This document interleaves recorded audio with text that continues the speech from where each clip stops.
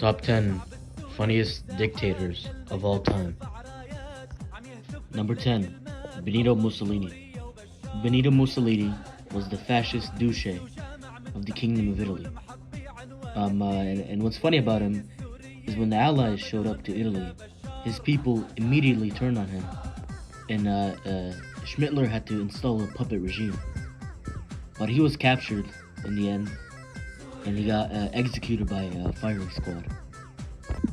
Number 9. Kim Jong-il. Kim Jong-il is Kim Jong-un's dad, and he was a big fan of Western movies. And one time, he kidnapped a movie director, and then he also kidnapped her ex-husband. And he brought them both to the same party to try to get them back together. And I'm gonna be honest, that's some simp shit. Number 8 is Mao Zedong. And Mao Zedong, he was the leader of the Chinese Communist Party. And there's two stories about him. First, he ordered everyone in China to make metal in their backyards. So they would get anything they could burn with, just wood from doors, any wood they find, or any charcoal, and any type of metal they can find, door handles, bicycles, pots and pans. And he would tell them to make metal. It wasn't until a year into this that the party figured out that it's really shitty metal. It doesn't actually work. But they still kept doing it anyways.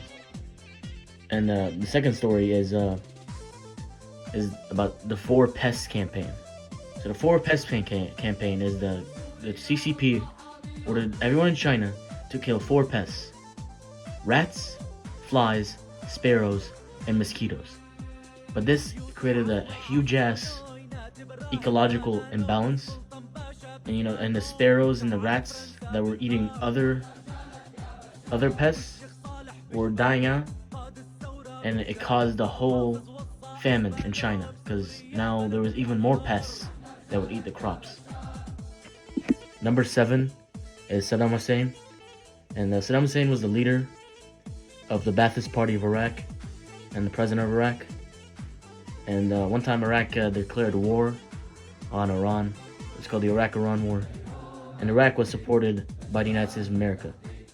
And they got white phosphorus, and they gassed Kurds up in northern Iraq during the Iraq-Iran War.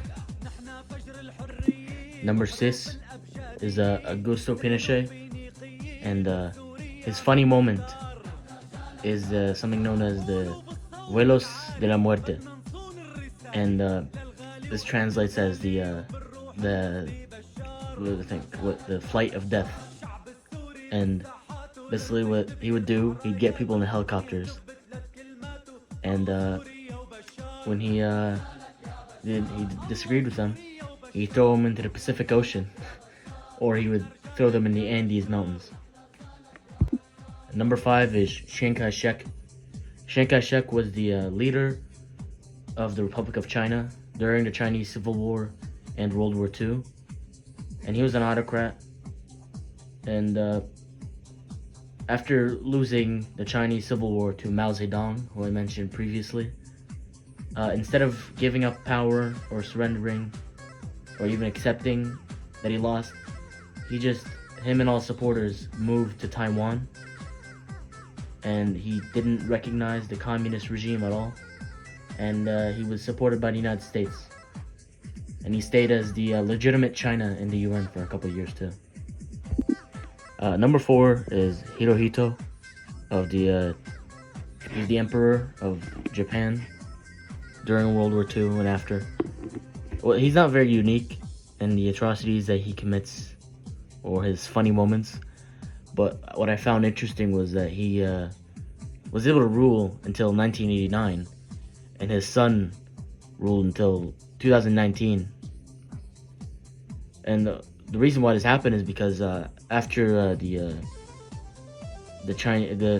Japanese nuking, and after they surrendered, the Americans just let him stay in charge because they thought Japan would not be stable without the emperor. So he stayed in power for a long, long time, being after being a war criminal. At number 3, we have Pol Pot, who was the leader of Khmer Rouge, Kampuchea, known today as Cambodia, and he was a fan favorite in the dictator community. He killed everybody who might seem smart in Cambodia. So he killed everybody wearing glasses. He killed everybody with education.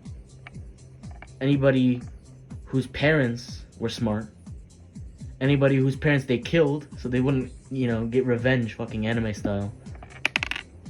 And he caused a famine, and he ended up just being invaded by Ho Chi Minh, the savior of Cambodia.